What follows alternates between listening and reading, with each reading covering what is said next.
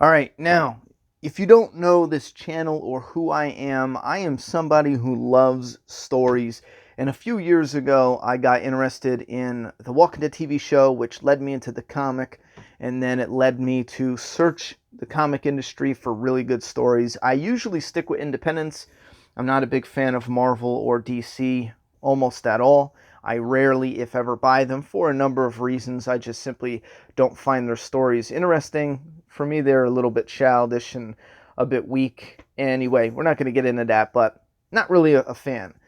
I like the independence and I like wild and different stories. I like stories grounded in realism. And every few months, we used to show off the new books I got or issues of The Walking Dead I've been collecting because we were following that story as well. And it's been about 9 months since we've done a video, and I want to cover a few stacks of comics I've collected over the past, 6 to 9 months. Now, we'll burn through the covers of The Walking Dead, and then we'll get into some of the different titles, some of the independent ones that have probably some of the most interesting stories, and then I want to explain why I despise the comic industry's decision to lean towards smaller stories like 4 issue mini stories instead of longer, 40, 50, 60 issue runs because I hate it with a passion. I've only found a couple stories that were 4 issues that I really liked. Anyway, for those who don't know, we released issue number 1 of Doomsday Kingdom digitally for free as a little bonus. A ton of people downloaded it for free off the website, doomsdaykingdom.com. We're leaving it open for a little bit longer. We also released issue number 4, which is not here on the pile because these are the physical copies that we're going to be adding to the website. So if you are interested in issue 1, 2, 3, and 4 to read right now, you can get them at doomsdaykingdom.com digitally, or you can wait another day or two. I'm updating the website, and we're going to be doing a limited restock on the website.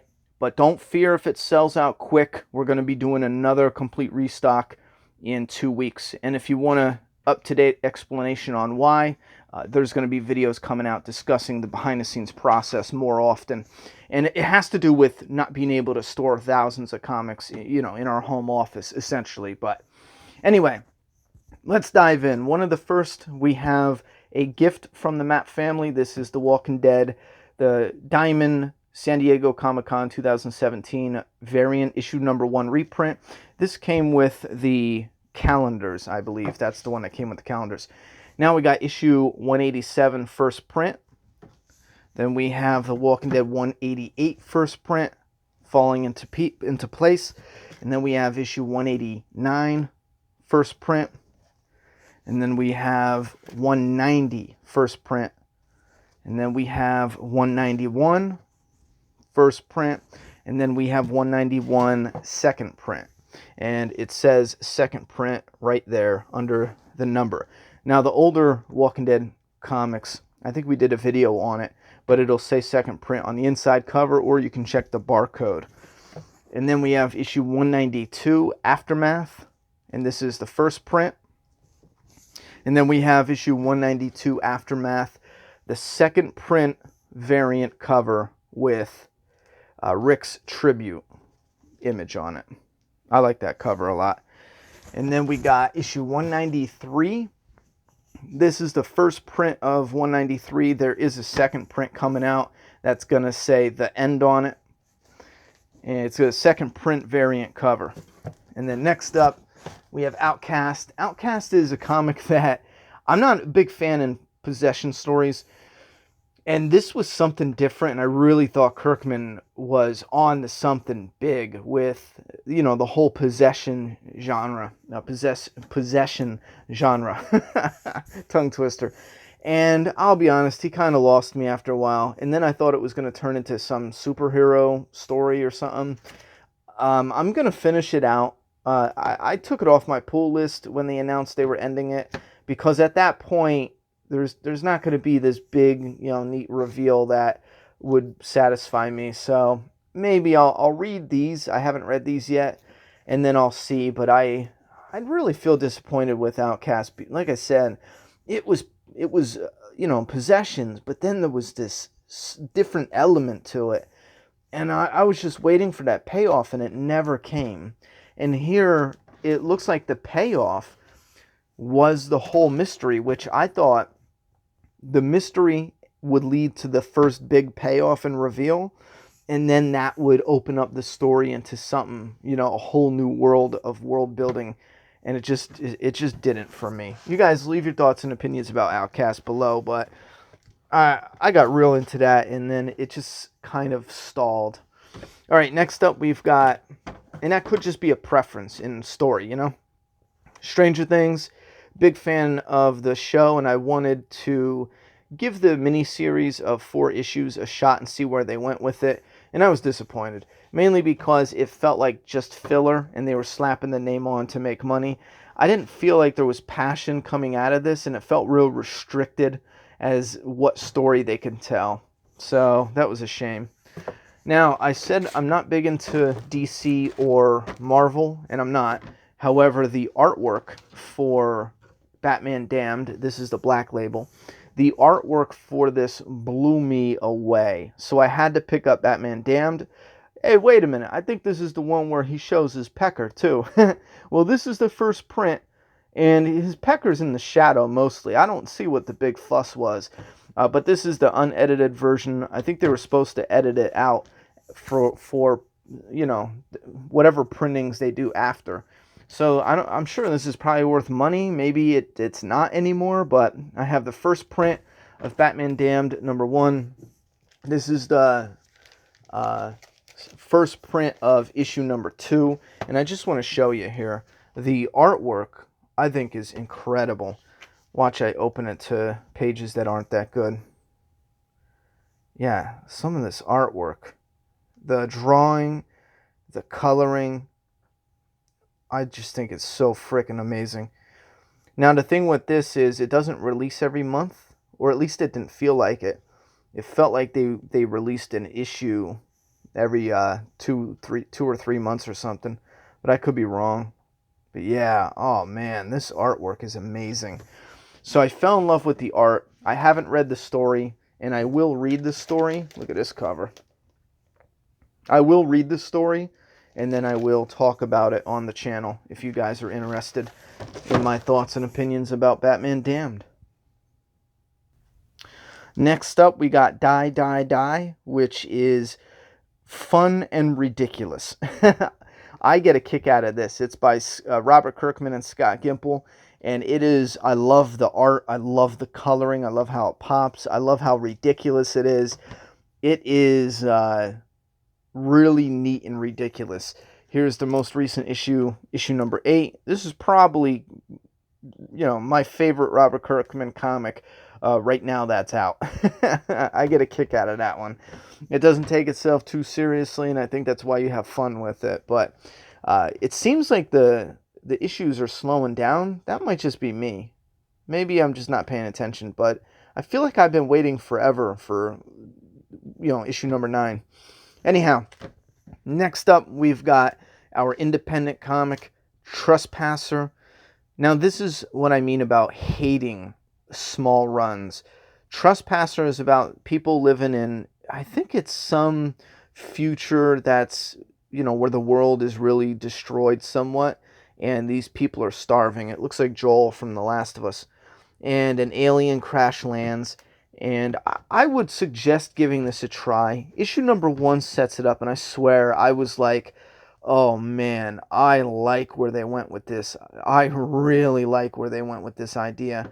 Here's issue 2. It's called Buried Secrets. I'm not a big fan of that cover, but I like this cover a lot. Issue #3. Now, what ends up happening is they do this story that really spins you for a loop. The alien comes, I'll just say it, no one's going to care, but the alien comes, and it's one of those twists where it's like, holy shit, it's an alien. And then the guy ends up, because they're starving, he ends up killing the alien, and they eat it. He feeds it to his daughter. And then I remember they both get sick from it, and other aliens show up, and then they end up taking his daughter. And this is where I get pissed, because then he grows old, And they immediately skip in issue 4, like 20 years later, and then she shows up and just gives him a hug as like an adult. This should have been a long-running story, because some of it, issue number 1 felt like such a solid setup for just a different and unique story, and then it just felt like from that point on they flew just to get it crammed into 4 issues. I was really disappointed. This should have been at least a 20 to 50 issue run, and we're talking with everything going on. Anyhow, next up we got Mother Russia. Here's another one that pissed me off. I really started to enjoy it, but this is what happens with small runs. This comic is a zombie comic. However, the whole freaking point of this zombie comic is they cross the street. Yeah, I read 3 issues, got excited but got worried because it was a neat zombie comic, but I got worried because the story, nothing's really happening, but they're burning through the story. I mean, there's cool images, there's cool scenes or moments. Maybe we'll review any of these individually. You guys ask and I will. But by the end of issue 3, I was like, son of a bitch. All that happened was they crossed the street. And that's what I mean by being mad, upset with small stories, because it's a distraction. It's a psych you out. It fakes you out. There's all this little shit popping off. Like, they got to get to the door's closed. They got to go around here. They shoot some zombies, and you're thinking shit's happening.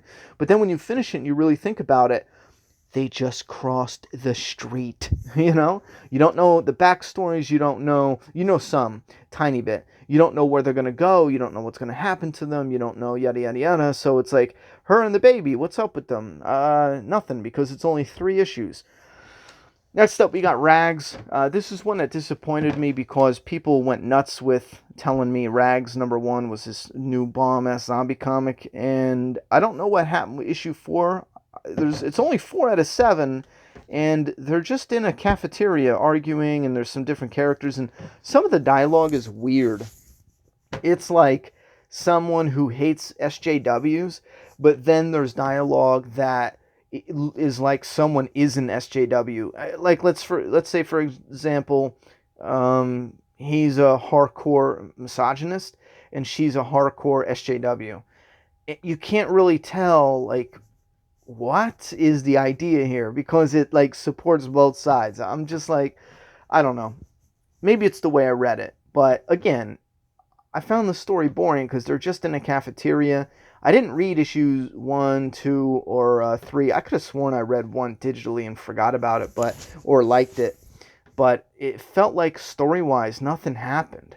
I might revisit it and get issue 1, 2, 3, and 4. Maybe that's the problem. I need the setup for it.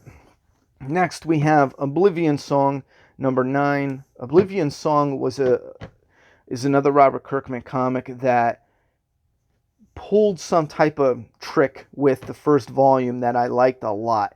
And I love the idea for Oblivion Song. I like it a lot. And it's funny because Oblivion Song has this thing in the story where this other dimension, it's kind of like the Upside Down in Stranger Things, but this other dimension, the nature or the wildlife or the whole other dimension has this sound.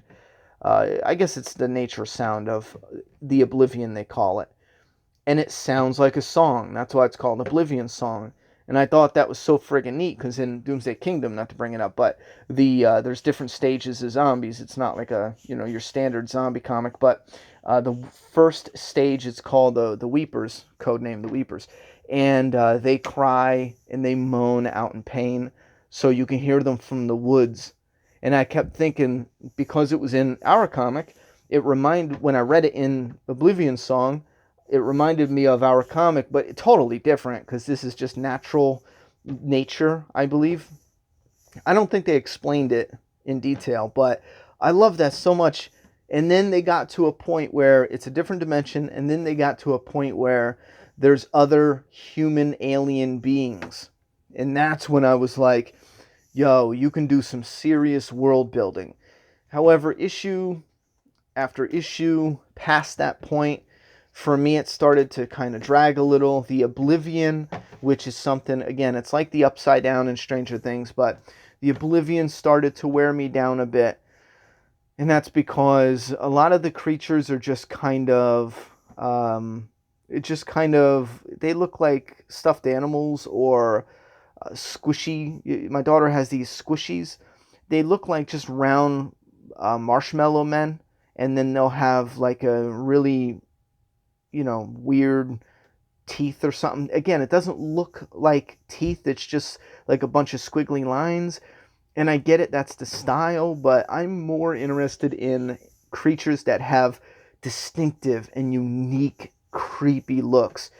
For example, I think this might be a creature here, or it might be like part of the root or something. I do like this cover because it's a mock of issue number 1. I haven't read the last 2 issues, but I am interested to see where they go with this. But here's what I mean. See what I mean? It's kind of like they're all just like this, marshmallow thing, and then it'll have not very detailed, just kind of like here's the jaw. And again, this monster alone, if it was maybe detailed more with teeth and yada yada yada, I think I would be okay with that. Maybe a little different design with the, maybe there's little spikes or quills or something. Again, here it's just like flat. It's not flat, but it's just like a marshmallow. And then you can actually see teeth on this one. But again, it's just a plain mouth with teeth. I don't know. It's a little nitpick for me, but the monsters just aren't doing it. It's just not pulling me in. And again, that is my personal taste. I love distinctive look. I love a distinctive look to my monsters. Like, for example, the Predator creature, the alien from Aliens. They have these very distinctive and unique, and it's not just like a blob with what would be a mouth. Next up, we got Gideon Falls. I will give Oblivion Song. I'm going to give its next few issues. Maybe we'll make it to issue 20. If it doesn't turn around, I'm probably going to take it out of my pull list. I don't hate it. I don't think it's terrible. I get why people like it. It's not bad. It's just, it kind of feels like the beginning was set up to pitch a movie. And I'm pretty sure this is actually becoming a movie. So, we'll see. Which is a shame. And again, I hope that's not the case, but it feels like a lot of the setup, a lot of, the concept idea was put in there for the setup to pitch a movie. And then from there, the story's just kind of wandering. Next, we got Gideon Falls, something I'm actually really interested in. The story's got a twist to it that took a good while to play out, and I respect that. I like that.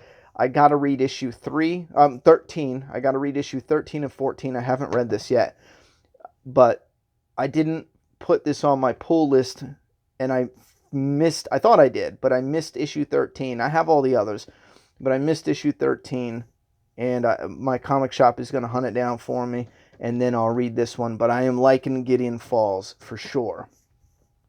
And next up is Eclipse. This is another comic I bought simply because of this cover. Reminded me of the artwork that my artist does, the type of artwork. And again, it's not exact at all, but it just reminded me of it a little bit. So I wanted to see what this was, because it clearly looks post-apocalyptic. And I wanted to see what type of story this is. So I looked in my comic shop at that time when I found that cover. And they had this one, which is issue 10. I think this is issue 11. I'm pretty sure. Okay, no. So this must be 9, 10, and 11. Now, here's the thing with it. Apparently, the sun comes out, and it has something where the sun will burn you. It'll fry you up. So there's some interesting moments, like where these people are running from the sun, and then they get stuck in this little thing, and there's sun everywhere except for this little spot, and they got to huddle together. You got this guy called the Daywalker. He's got a cure where he can walk during the day, but he's like white. They call him the albino. And what ends up happening in these couple issues is simply people trying to either kill him, capture him, or help him to make cures. And I was actually really kind of bored. I didn't enjoy the characters. Some of the scenes were cool, some of the art was cool, but I just didn't really, there wasn't enough with the characters or what the story was doing to pull me in. The only interesting part is at the end here, a father betrays his daughter, and I thought that was kind of clever and cool how they did that.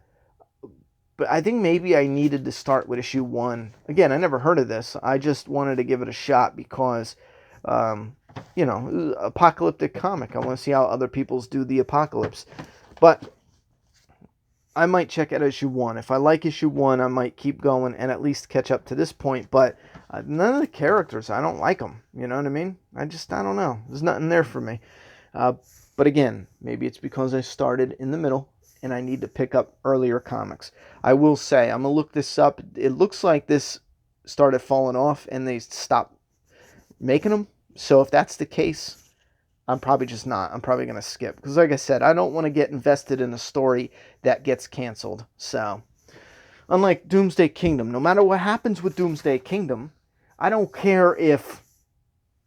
I don't care what happens. We will finish out the story no matter what. Even if we still only have 100 people that wants to read it, and that's it. For the last 100 people, we will write a novel for you guys, and the artist can do like chapter pictures or for the novel.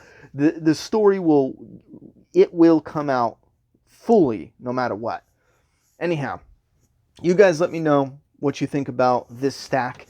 Let me know what you've picked up recently, and please, for the love of God, give me some ideas. With The Walking Dead ending and with my interest, you know, waning from Oblivion Song and other things. Southern Bastards was one I used to really love, but they release so slow. I can't keep up with it. But you guys give me your thoughts and opinions in the comment box and give me some suggestions. I'll see you in the next one. Bye.